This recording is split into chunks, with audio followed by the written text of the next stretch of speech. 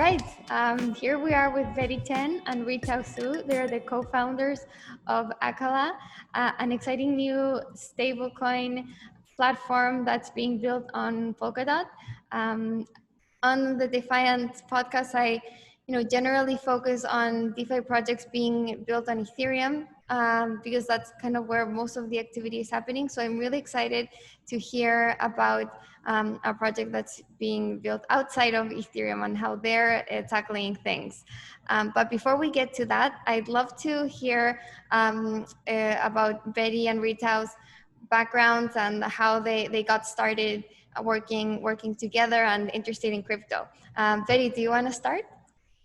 Yeah, sure. Thank you very much, first of all, Camila, having us on the show. And also congratulations on your new book as it's out, The Infinite Machine. Yeah. So I'm 1/3 through the book, so recommend it anyone, who's interested and want the inspiration to actually read it.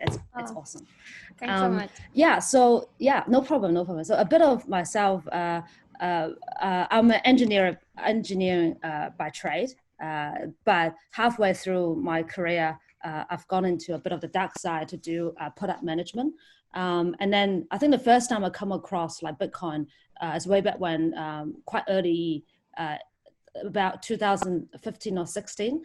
But I think I'm a bit like many others that I know, dismissed the idea the first time around because it comes from a source that I didn't think I trust 100%. And then the next time it comes around, I read the white paper and I just like couldn't actually stop digging into the rabbit hole. But it's interesting where, before I started our current venture, I met Ruitao, my co-founder, and my other technical co-founder, Chen, through another blockchain venture where we're all, hacking together, building blockchain technology together. I think through those experiences, actually, not only, I have a great conceptual experience about how blockchain works. I've even at one point coded a JavaScript blockchain just to understand how it works. Oh, wow. But actually, we're building like real life technology. It's way back like 2 years ago. We actually started using Polkadot substrate technology to build our own blockchain framework, and that's sort of like the whole story unfolds. But I'll let you ask other questions before we dive into a bit more detail. But yeah, that's where it all began. Got it. Ruitao, interested to hear about your background. Yeah, thank you for having us, Camila. So my name is Ruitao. I'm one of the co-founders of Acala Network. I've been in the blockchain industry for, I think, almost like 4+5 years. I first hear about Bitcoin way before that. Again, maybe have similar experience like Bette. So at some stage, I was looking at Reddit. I was looking at the Bitcoin white paper. At that point, I understand it's something like a decentralized sort of currency. I understand the concept, but at that point, it's just very hard for me. I was still young at that stage. It's still very hard for me to understand that how this coin could have value accrued. So I was thinking that I should actually mine it at some stage. But actually end up thinking it's too complicated to mine. So I just leave it for a while until maybe like 4 or 5 years ago, I joined another venture in the blockchain industry. And that's where I turned full-time on blockchain. On the Acala network, we have pretty much quietly building the Acala network in the past 9+ months. I think we accomplished a lot. For me, in my whole life, I'm pretty much an entrepreneur for my whole life. I'm very, very into cutting edge technology, into new stuff that otherwise wouldn't be possible without technology. And decentralization, the ability of like owning your own assets on blockchain is something that I truly believe. So that's why we're where we are. I'm fortunate enough to be able to meet a number of my co-founders in New Zealand. By the way, we all live in New Zealand, and this is a nice country.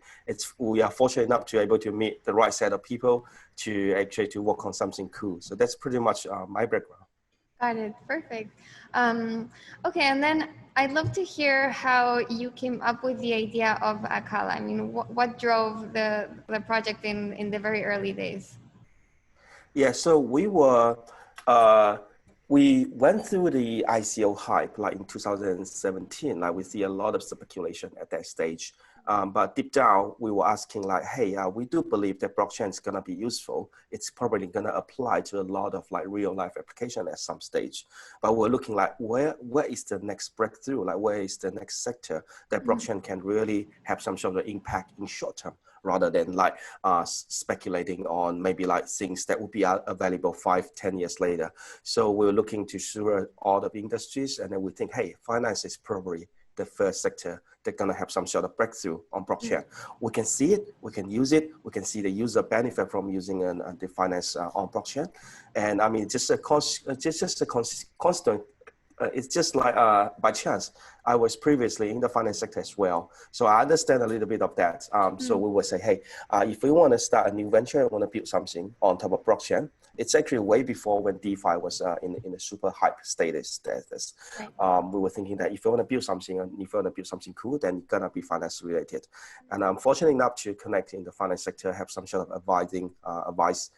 advisory from some of the finance experts. We look at where this sort of stuff is available, is applicable on blockchain. So we look at the all the existing solutions out there, and we were also looking for a new type of layer one, and that's how we explore all the possibility like Ethereum, Cosmos, and Polkadot, and ultimately we choose to build it on top of Polkadot. Right. And why did you choose to build it on top of Polkadot? I will chip in some of my my ideas, and Bette can chip in some of hers. So I think we are not like a single chain maximalist. We believe that in the future there will be many sort of connected blockchains. So in Ethereum, it's great. It took us here. It let us see what is possible. You already have a super mature ecosystem running on top of that. And then we have looked at Cosmos. It's very similar as to Polkadot as well. And then we have looked at Polkadot. I think the difference between Cosmos and Polkadot is that on Polkadot, because we are building something that's very require a very high of security. For example, we're building something like a stablecoin. It requires a very secure network. On Polkadot, you are able to tap in the sheer security model, and that's pretty much one of the reasons that we think Polkadot is more viable for our project. For some projects, it might be more viable to do it on Cosmos. For some projects, it might be more viable to do it on Ethereum. It's just like our unique characteristic of the project. We think that Polkadot is the best fit. So it gives us the ability to bootstrap our customized chain without sacrificing any sort of security. We don't actually have to go through and shopping for a lot of like validators of valuation in the token to bootstrap the security. I think that's one thing we think is like it's Polkadot is more viable for us to take off. Got it. Bette, what do you think? Yeah, I think, like specifically for Acala, we are building a finance infrastructure. So we are the finance shard in Polkadot. So if you think about anything that will come into Polkadot in terms of financial activities, probably the platform you should land on first would be Acala, right? And then of course, having a finance infrastructure, the first few couple of things you will think of or start to build or provide to other people is one, stablecoin. And that's why, for the last few months, we were mostly known as just a stablecoin project because, the team is actually mostly like engineers. So we actually build a concrete product before we actually go out and tell people the next step is actually, it is a shard, it is a blockchain in its own, and it provides the financial infrastructure.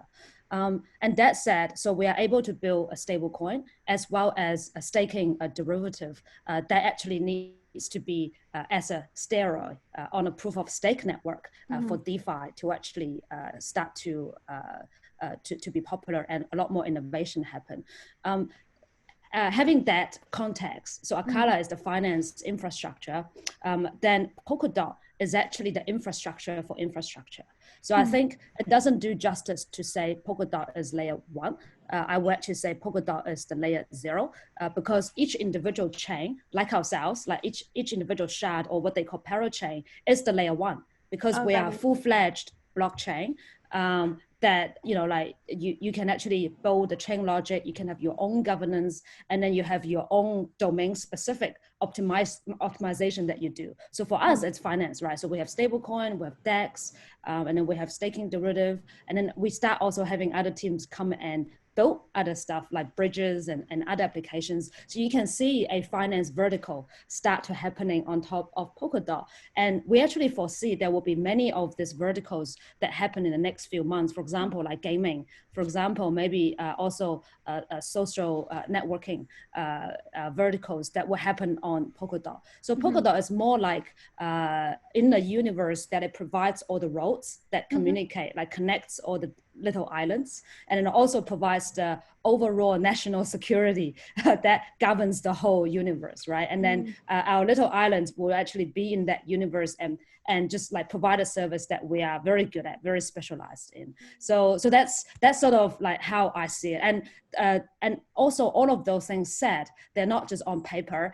They are actually, for Polkadot, they've got two networks, right? So Kusama and Polkadot is already running. So the governance and upgrade and all of that is actually implemented. So it's pretty cool that what they've able to do. And also, as I mentioned, we've known the technology since about 2 years ago.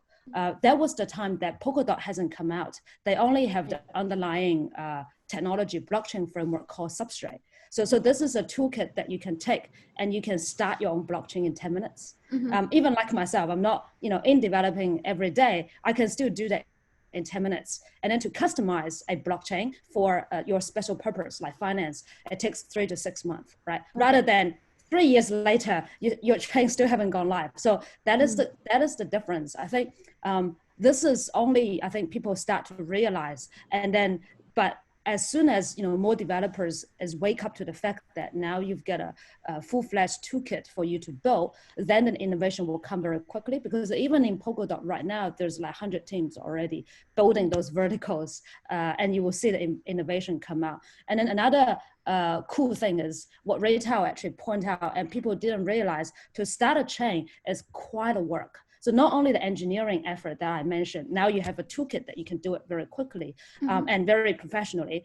Another thing is finance, like economics, because to secure your chain, you need tremendous effort to bootstrap it. Like, Bitcoin and Ethereum done a great job, and it's unprecedented, right? And then I hardly see any other chain follow that can actually get to the same level. It's because it's hard. The economics is hard.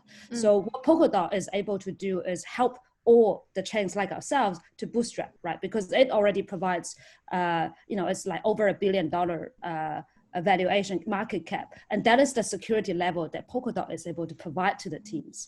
And then we're able to tap into that on day one, rather than actually individually, we grab the capital and then build our own security. I think that actually just dilutes the effort. So I think those are quite key things, especially for early startups to realize, this is a place that you can build and actually, go to market quite easily. Right. So I guess to kind of summarize, it would be, Polkadot was so interesting to you for one, you're able to bootstrap security from a bigger kind of layer 0 with Polkadot. Two, you're able to really customize your own blockchain using the Substrate framework, which makes development really easy. And you're able to create your own kind of financial shard over which different financial applications can be built beyond the initial stablecoin application which you're building now, I guess. Is that good? That's very much to the point. Cool. Okay, just making sure I got it. So this is super interesting. And before touching on these points, want to understand where kind of in the process you're at right now, because you mentioned the Kusama network, which has been the Polkadot kind of test network so far. And is this, have you been actually building on Kusama and like testing Acala there? And then is the plan to shift that to the live Polkadot chain? Like, how does that work? Yeah, sure. So I think people say Kusama is the testnet. I think it doesn't quite justify the role for Kusama. Okay. I think it's a network already has like $90 million value. And then the intention for that is Polkadot's mainnet will put a fraction of its value onto the Kusama network so that the network itself can actually test in real life with real incentive for its governance and also for all the applications on top of it as well. So, so Kusama is a real mainnet. It just have lesser value than the Polkadot mainnet. And yes, so yeah, so and also like another aspect to that is some of the applications or some of the chains that may not need bank grade security, so they may not eventually land on Polkadot. They might just live on Kusama forever. So that's their universe. Oh, got it. Yeah. Okay, but your goal is to live on Polkadot, not on both. We'll be on both. So for Acala, like we are the financial infrastructure, right? So it doesn't matter you are a slightly lower value universe or very high security network, you know, we'll need to be there to provide the financial services. But also it's quite critical for Acala network to actually test in the same sense as Polkadot testing on Kusama, that we can test with real incentive, with slightly less cost to test the real network in Kusama. So we will be connecting to Kusama and launch on Kusama first with real stablecoin backed by Kusama's token KSM. And then we're also providing, you know, staking service for Kusama as well, using our staking derivatives. And so the same sort of functionality, but then once they're stable, you know, like Polkadot will be launched on Polkadot shortly after that. So we'll be two networks project. Got it. Yeah. Okay. I think, yeah. Go ahead. Yeah, I think there's some background information I would like to add here regarding Kusama and Polkadot. I think the key thing to know is that actually Kusama and Polkadot is almost identical in terms of like the code basis, the structure. The only difference between Kusama and Polkadot is that Kusama has lesser value and has faster governance turnaround. So that's why it's called a canary network. And that's why it's like a valued staging testnet. It's one of a new concept as well. So think about that. You have a testnet has no value, and then you want to progress towards that, towards a testnet with value, with incentive, but it was in a less risky and in a faster turnaround environment, and that's Kusama. And at some point, you then need to deploy on the Polkadot mainnet, which is bank grade security and the actual mainnet. And by having two networks running side by side, we have a valued staging environment for our network as well. So if you want to roll out some policy changes regarding the financial parameters, which might be risky, we can test that on Kusama first, see how the market reacts, see how the trader reacts, and give us more confidence in rolling out that in the, let's say that once Acala grow to a very high value shard in Polkadot, that give us some sort of confidence that we can actually test that before we roll out to the main real stuff. And both ecosystems are very vibrant. There's a Kusama hackathon going on right now as we speak. It goes for 6 weeks. I think there's already how many people, like 350 or plus already, you know, voting in it. So yeah. Very cool. Nice. Okay, so now I'd like to get more into the inner workings of Acala. And I guess first, can you explain where the name comes from? Sure. Yeah, I think there's I will just roughly say where the name comes from, and Bette has a better idea of explaining why there's different network called with different name. So Acala is one of the deity in the Japanese culture. It is being considered as the immovable god. And that's where we would like our stablecoin price to be, like peg US dollar, immovable, very stable. And I mean, there's actually a whole background story regarding, like, we name our network with different sort of derivative from that deity. So Bette can look in with like information regarding like why we named the network that way. Yeah, sure. Yeah. So Acala is that, you know, stable foundation or the guardian to the whole Polkadot universe. So hence that goddess.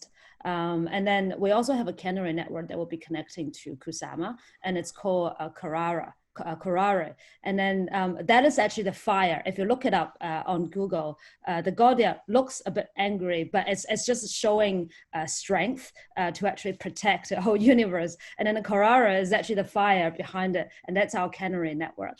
And then right now we are running a live test net. It's actually got like 3,000 new accounts and 40,000 transactions already running on the live testnet, and the testnet is called Mandala. So Mandala is meant in that context a gateway into two worlds. And that is how the name come from. Yeah. Wow. Okay. So yeah, very kind of biblical in a way, or interesting. All right. So can you explain more about how Acala is structured? You spoke about this shard within Polkadot that you wanted to customize so that it worked in this specific way. So what are the different things that you are optimizing for in this chart? Should I go first, Ruitao? Yeah, go ahead. So on Acala, the finance shard, obviously it's a blockchain on its own. And then we're able to customize the chain logic for finance purposes. And then the three protocols or the three financial primitives that we delivered is the stablecoin, and then also staking derivatives, and also decentralized exchange. So those are the three pillars. And alongside with that, there's also a decentralized sovereign wealth fund as a DAO that manages all the surplus and the solvency of the network. And then I'll just like briefly go through each one of them.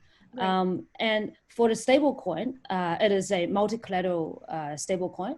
And then the collateralization mechanism as well, inspired by Maker's model. Like it's great in this industry that we all build on each other and reinforce each other's idea, but at the same time, also constantly moving forward and then making the product, better and more usable for users. So specifically, our stablecoin, as a given, it can use cross-chain assets as collateral. So for example, apart from the native token like DOT, KSM, it can also use, say, Bitcoin as collateral. And those Bitcoin will actually cross over into Acala and then as a collateral for stablecoin. And then on the other side, the Acala dollar will also be cross-chain capable. It can actually flow around all the parachains within Polkadot, and also through the bridges, it can actually go out to other isolated chain currently. Okay, so let me just stop you to ask you the question on kind of these cross-chain assets, because it's so interesting, especially considering what we're seeing now with Ethereum and Bitcoin on Ethereum, and how successful that has been.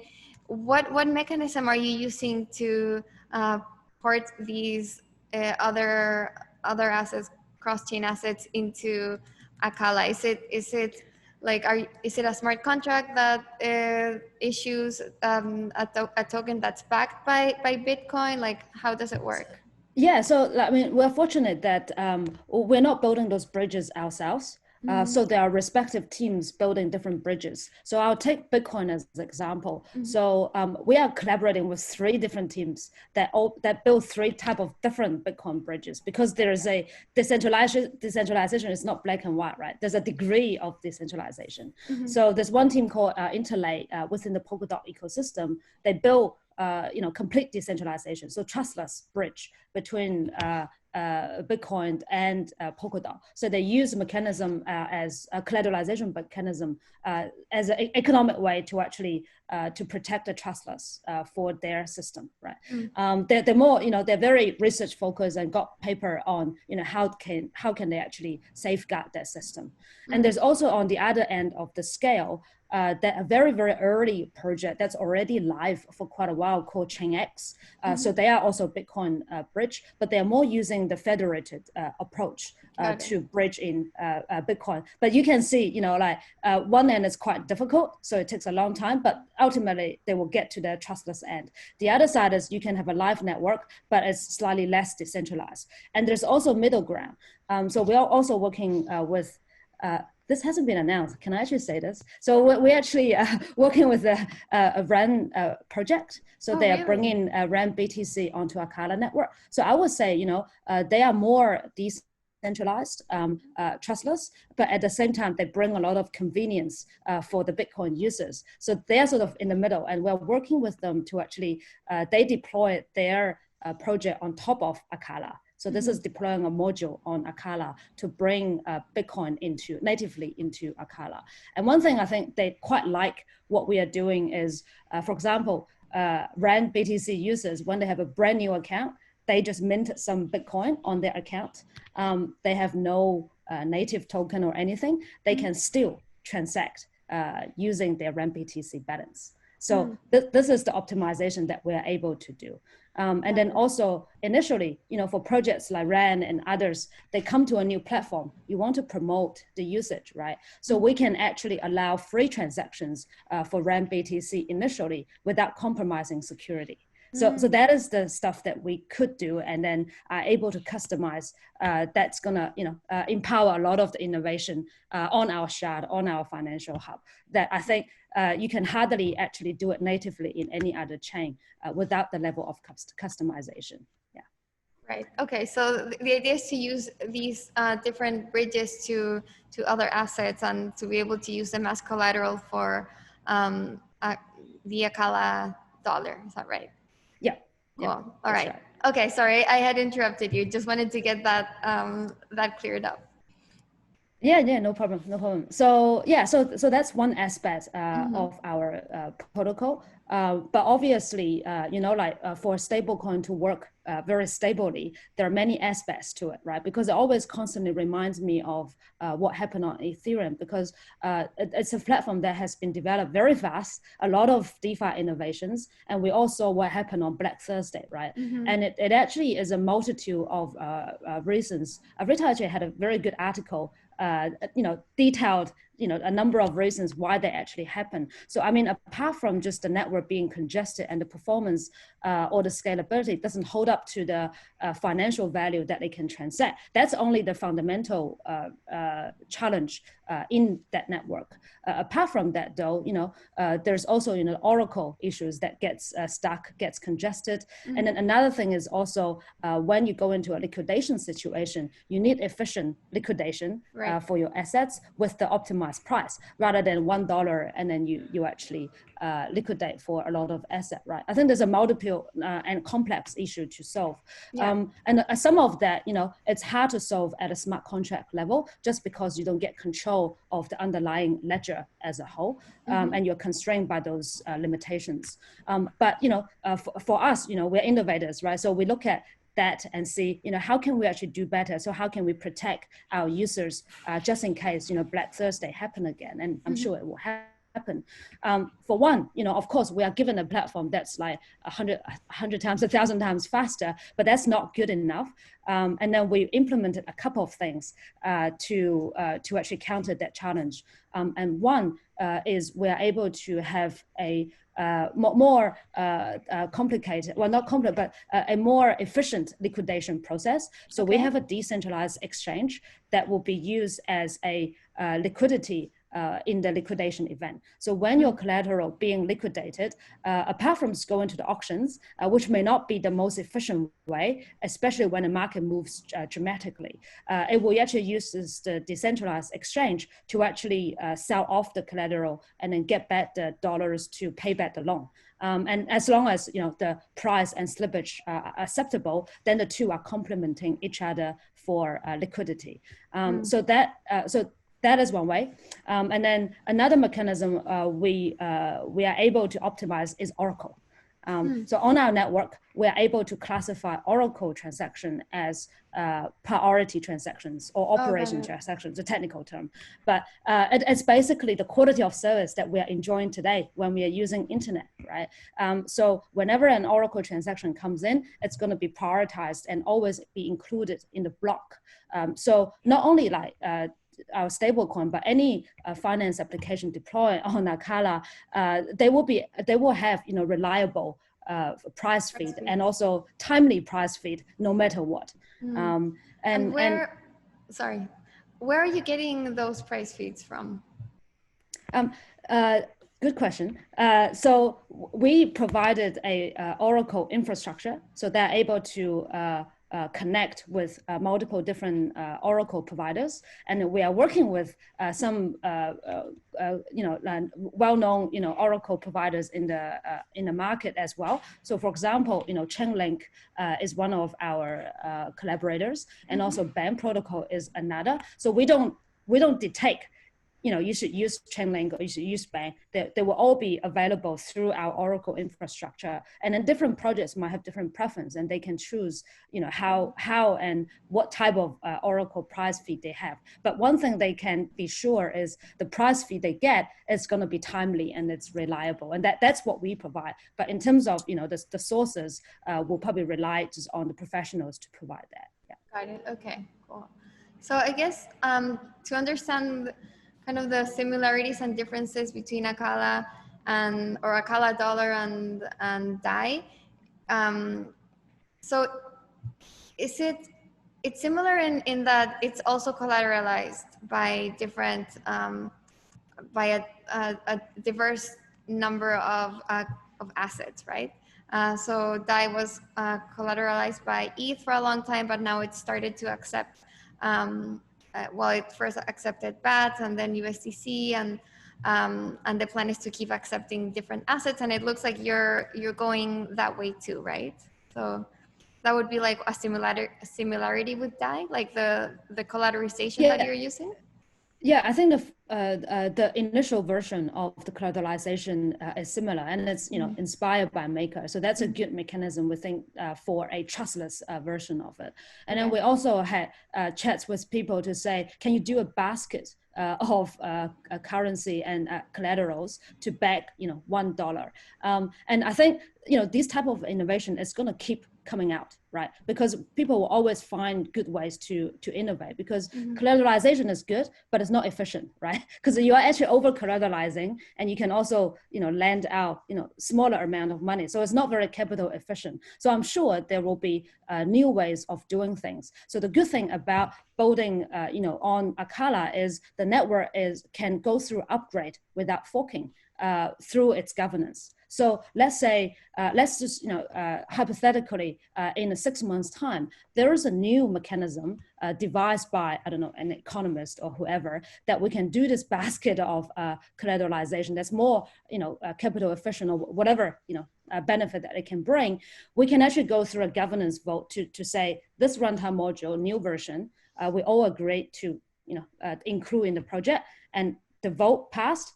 And then the module will just shipped on the blockchain and go through a runtime upgrade, and then people will get a new version without having a new version of Acala dollar. It's exactly the same Acala dollar, and from a user perspective, nothing's changed. None of the app or app needs to change. Only the underlying chain logic is changed. So you can go through a very smooth upgrade continuously. I think only on the surface we see, that it's a product there. But actually, fundamentally, what we are trying to develop is an infrastructure that allows continuous evolution and an improvement. I think that is the sort of the crust of this whole industry. It's going to change all the time. There's no way that you deploy one contract and it's going to live there for 1,000 years, right? Yeah, for sure. Apart from law as code, we actually need an apparatus to make legislation, like a legislative body to make the law, and then to agree on things, and then to do politics, and then to execute the law.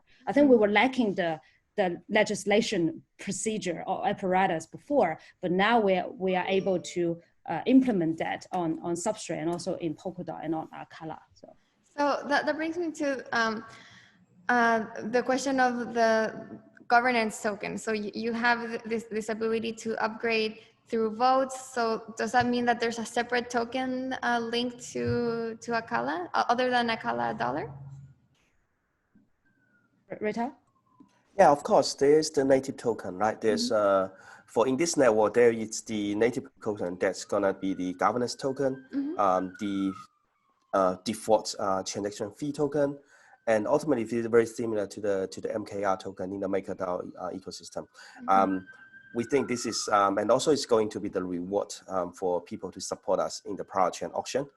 So this is another process. It's very interesting in the Polkadot ecosystem that if you want a shard, you need to go through an auction process, and that's why we come up with our decentralized sovereign wealth fund to complement that process to make sure this chain can also become at some stage self-sustainable as well. But I mean, in a simple form, that yes, there is the governance token, and I think the one key thing with the network that we're building is that we build the governance into the core. So there's actually a number of key parameters that require some sort of governance. For example, there is this network upgrade, there's like the risk parameter adjustments, and those will be governed by the native token. And there's also a staking derivative protocol that maybe Bette will talk about a little bit more later. But that staking derivative protocol is actually not governed by the native token, it's governed by the dot holder who stake through that staking pool, because it's more reasonable and more logical to make it that way. So we have a staking pool, there's a dot and there's L dot. The L dot holder actually get to choose which validator to get this pool to delegate to, which set of validator this dot should delegate to. So that's actually the final offering and one of the main module that Bette was covering. So Bette, would you like to talk about more about the staking derivative product? Sure. Let me just, I wanted to ask a question on the governance token. What's it called?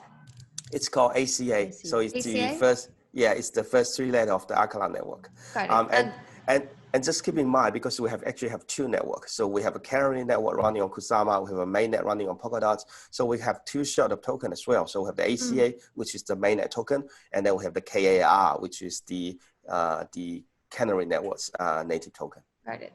And okay, so this token is used to vote in governance and also receive rewards in the system.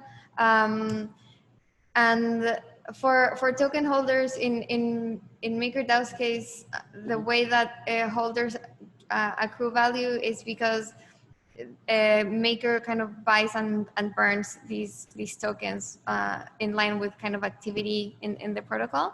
How does it work with ACA? So the ACA token actually have a lot of functionality other than just governance. So let me go through the functionality that we can foresee.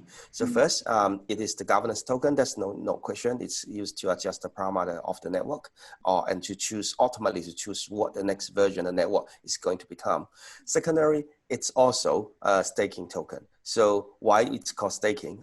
Because we think Polkadot, we are blockchain ourselves. We just don't need like thousands of validators to secure the network, but we do need some sort of node to actually operating and package the transaction and submit it to the Polkadot relay chain. And that's where we call it collators. You can think about those are the nodes in our network. And we need a form of way to incentivize those nodes to be operating and running. It doesn't have to be secure, but it has to be there. It doesn't have to be that many, but it should be at least like maybe 20 or 30 nodes. And the ACA token can be used for staking to incentivize those nodes to be operating as well. So that's one additional usage. There's also the ultimately fee token for the network transaction. So if you think about you are transacting on Ethereum, you have to pay for ACA token, pay for ETH token as the gas fee. On the Acala network, when you're transacting, ultimately you are paying the gas fee in form of ACA, although we have because we can customize the chain logic, you can pay in AUSD, in RMBTC, in whatever token, but ultimately it's settled in the ACA as the fee token. Got it. Yeah, so those are the utility of it. And ultimately, it also have a share of the network's surplus. So this is a DAO that we created. So think about in the maker's cases, there's a surplus buffer, which is maybe at some state occur to some certain amount of figure, they will decide today, hey, we should buy back some MKR token and burn it. Instead of going that the buyback way of like creating value, what we are trying to do is that all the surplus of the network is then accrue in a DAO, and then the ACA token holders actually a DAO operator as well. So they can decide what to do with the surplus. And ultimately, we have a prime objective of what the DAO should do. The DAO should accrue the value in dots. And why we think it should accrue value in dots, that we need to talk about a little bit more about how the project auction works. How do you get a share in the Polkadot ecosystem? So those is like related to that. But ultimately, like there's a lot more functionality in simply just a governance token. It is actually a multi-use utility token. Got it. And one thing that's not still very clear to me is that you mentioned that there is staking in Acala, and that you don't think you would require that many nodes to stake. But I mean, if you're going to be transacting with the stable coins and tons of value, don't you think, I mean, wouldn't you require a large amount of nodes to make sure that the system can't be censored and corrupted? So that's the beauty of Polkadot, right? So in fact, you can think about us as a shard connecting to the Polkadot ecosystem. So the censorship resistance, the security of the network is not up to us, it's up to Polkadot. And Polkadot has thousands of validators. But if we want to connect to their network, we need to have some set of nodes that stay alive and able to receive user transaction, process through our own logic, and then ultimately submit it for the Polkadot's relay chain to verify everything's correct. So for us, we don't actually need validators, we need collators, which is pretty much like they can't change the rule. Broadcasters.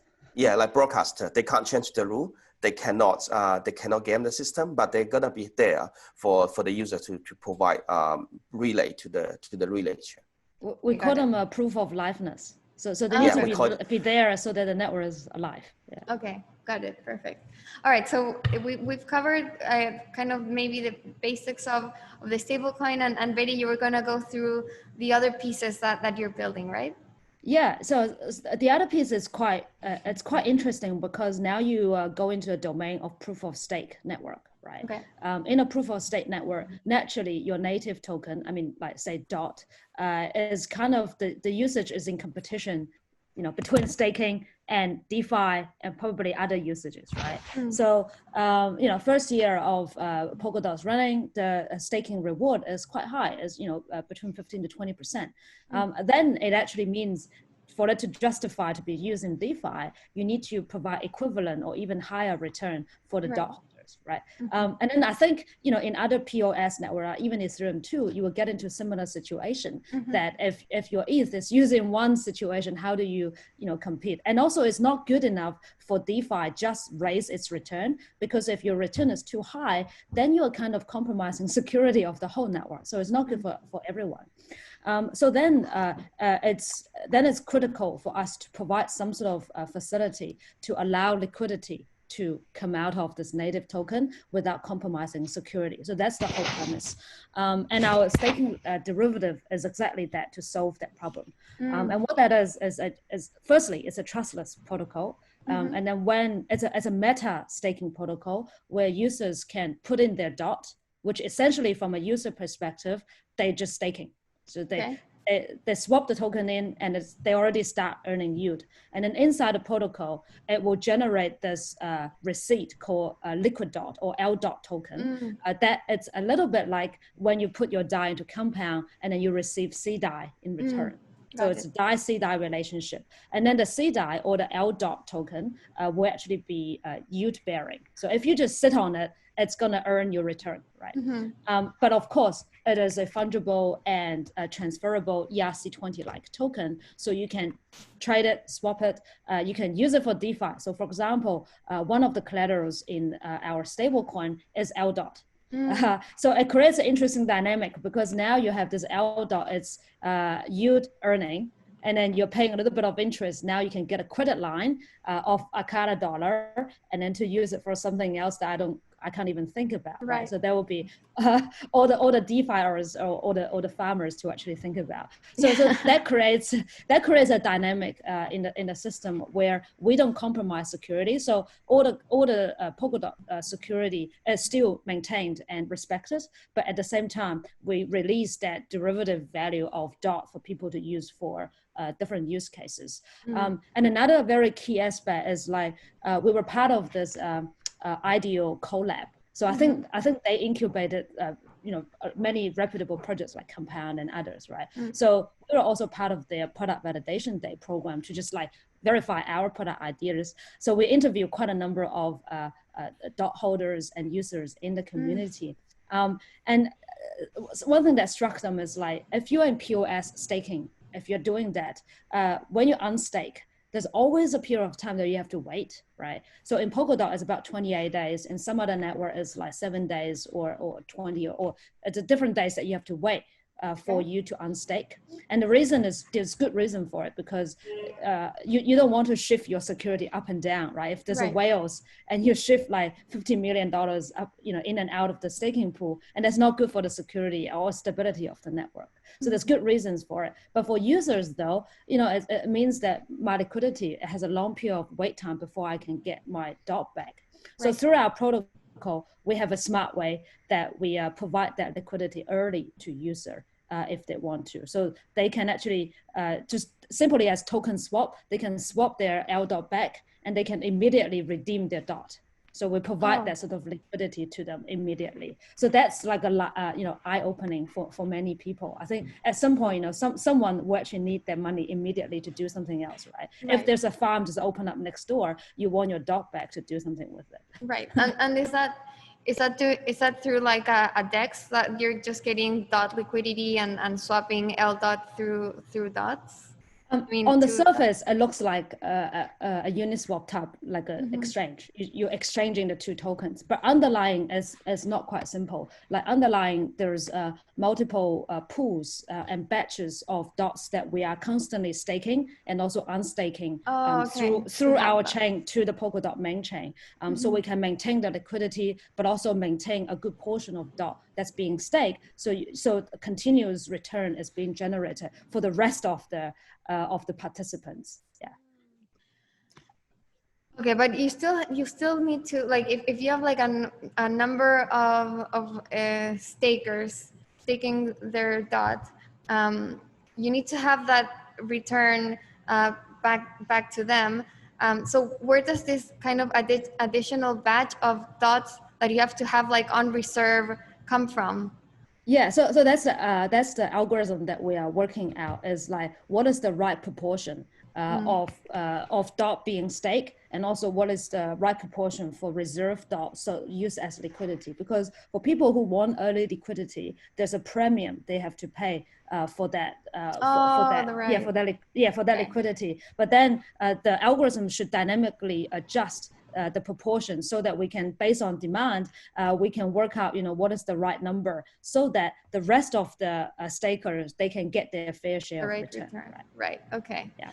Oh, that's such an interesting mechanism. Very cool. And you don't stop there, right? Because we are not only attracting just individual DOT holders, we are attracting a lot of validators as well. So because we don't do validating ourselves, we don't run nodes. So those validators, they could just put through their their DOTs to us, and then they can all collectively vote which validator nodes they want to stake or nominate on. So that is like the next level game, is like a lot of those professional validators, they may put a portion of their stake through us, just because all the benefits that I mentioned that they really like. And that's important, that those LDOT holders have a say on who they want to vote for in terms of validators. So there's a mechanism through the protocol that you can vote for validators and et cetera for that. Got it. Super interesting. Okay, so we went through stablecoins, we went through staking derivatives, and I guess like the third piece you mentioned was a DEX. Is that right? Yeah, I can just quickly mention it as nothing too fancy. It's just like a decentralized exchange. It's a constant product sort of exchange, like Uniswap. The main purpose is like, firstly, it provides liquidity and usage for the network, but then, it also complements our stability like stablecoin mechanism, right? Right. To Like complement the the liquidation liquidation process. Right. Yeah. Okay. Yeah. And then also, like all the fees, it can just magically swap all the fee tokens, so you can pay in any token that's supported. So Got it. yeah. Very so cool. it's yeah. It's incredible. I mean, it's like each one of these pieces is a huge undertaking on its own, and you're trying, you're doing like all of these at the same time. Is it? I mean, how are you kind of managing that that risk of, trying to like do too much, like spreading yourselves too thin? Ruitao? Yeah, I think I think there's we don't. So first is that we are a team of engineers, and we are very high achievers. And I mean, the reason that we come up with this set of protocol is not because we just want to have like this set of protocol, because we see them, they are companion. They work with each other in a way that we think that form the financial primitive. But what you mentioned is like it's very important as well. Like, how do you manage the security? Because like there's so many moving pieces. How do you make sure that every moving piece is working as intended? And what's the risk if you make all those moving pieces work together? So I mean, we are close to launch. The plan for us is to get not only one or two. We'll seek for a number of independent security audit to make sure the code itself is going to be secure. We don't see this as something that we would consider lightly. We will make sure that the code or everything that we come up with is secure. But only having a security audit is not enough. Because there's so many moving parts, there's so many parameters you can adjust. So we are in the process of engaging a very reputable firm. They're going to provide what we call an economic model or economic parameter audit. It's like to audit this whole economic model, how this whole game rule that we've set up in a way that's like they have a very sophisticated way of like validating all those models. What they do is that they will take the parameter that you are able to adjust, and they will pump that into some sort of simulation by test that in a mass degree. So simulate maybe millions of people's trading with different set of parameters. Maybe they will test all the combinations and let us know what's the risk there, what's going to happen there, how to set this parameter. And this is something I think is gradually will become a trend for any sort of like important DeFi protocol, because you come up with a set of rules, you gotta test it. And it's just like how much you can test in a manual way. But if you want to fully test that, you've got to do it in an automatic way to cover any possible combinations that you can think of. So those is the other step of Guardian that we're trying to take as well.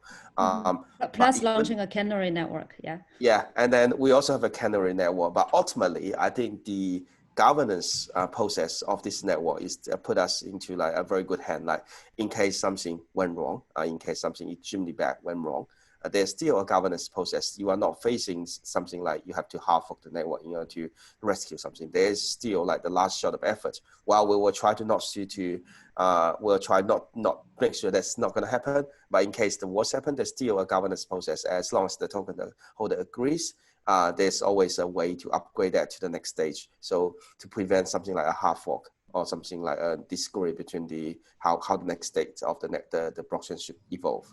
Got it.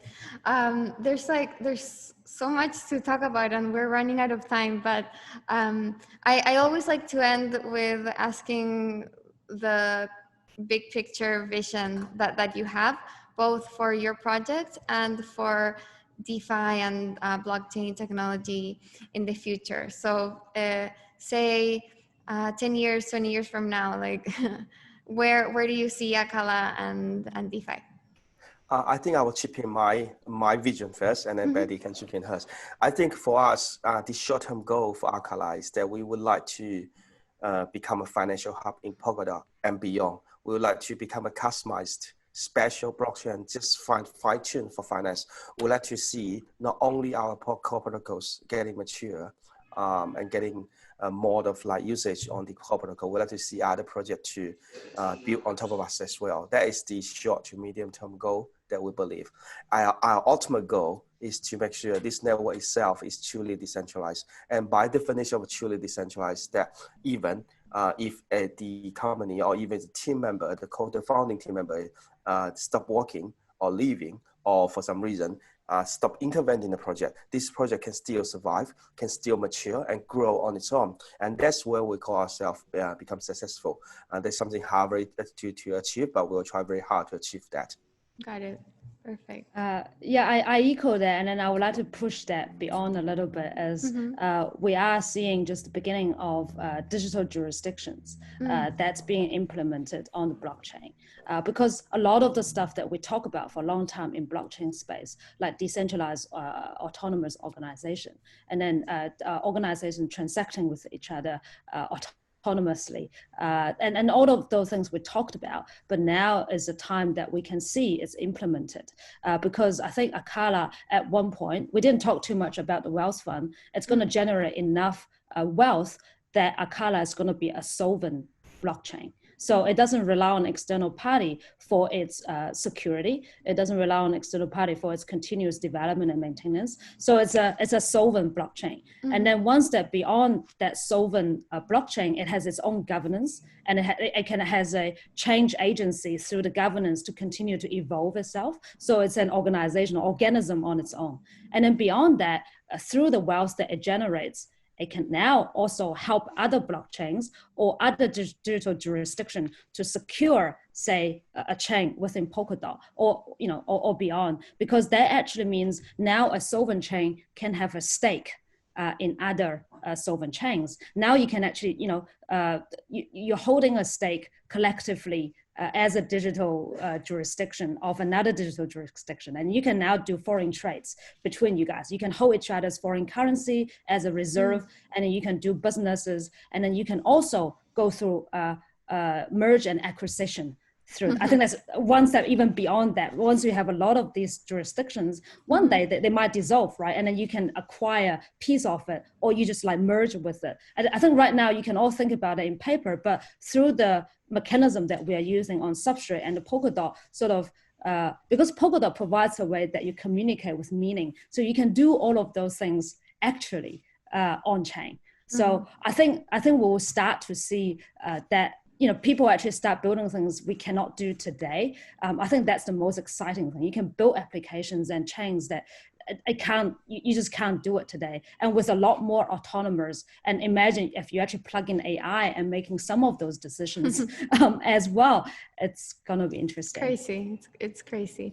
No, it'll be definitely exciting to see. It really sounds like you're kind of pushing the boundaries of this technology and DeFi and this futuristic world of autonomous, sovereign digital nations transacting with each other, maybe automatically through like an AI is just mind-blowing. So it'll be interesting to see. But for now, just step by step, it'll be great to watch you guys launch on Polkadot and see how that evolves and how DeFi on Polkadot starts growing. So definitely we'll be keeping an eye on that on the Defiant.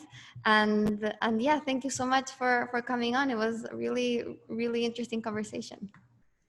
Yeah, thank you very much, Camila. Those are very good questions, and I enjoy it very much. Thank you. Thanks so much. Yeah, thank you, Camila. Thanks for having us.